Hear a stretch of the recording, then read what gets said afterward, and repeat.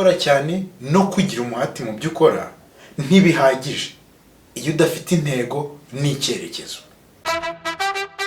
Ayo magambo y'ubwenge yavuzwe na John F. Kennedy, umwe mu baperezida bategetse Leta Zunze Ubumwe za Amerika. Yatekerezeho nanone.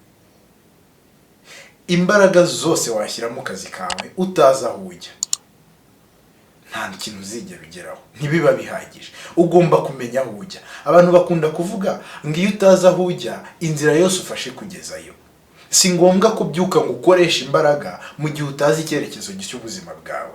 Jya umenya icyerekezo cy'ubuzima bwawe. Umenye uti mu myaka 5 ndashaka kuba ndiye, mu myaka 10 se ndashaka kuba nahindutse iki. Niba uri umunyeshuri, menya ngo ndashaka kwiga iki. Ibyo biratuma igihe uri kwiga umenya icyo ugomba kwiga cyane kurusha ibindi.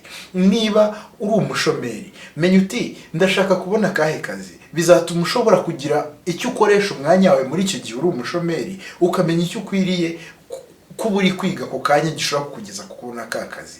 Niba uri ku kazi se, menya uti nyuma y'aka kazi kariyeri yanjye cyangwa se akazi kanjye ndashaka kugira mu mezi ari imbere n'akahe. Umenye icyo ukwiriye gushyiramo ingufu. Gukora cyane gusa no kugira umuhati ntibihagije.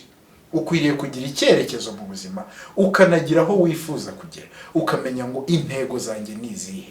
Buri gihe rero ntugatekereze ko kubyuka ugashyira ingufu mu bintu gusa bihagije. Ujye umenya ahantu uva naho ujya.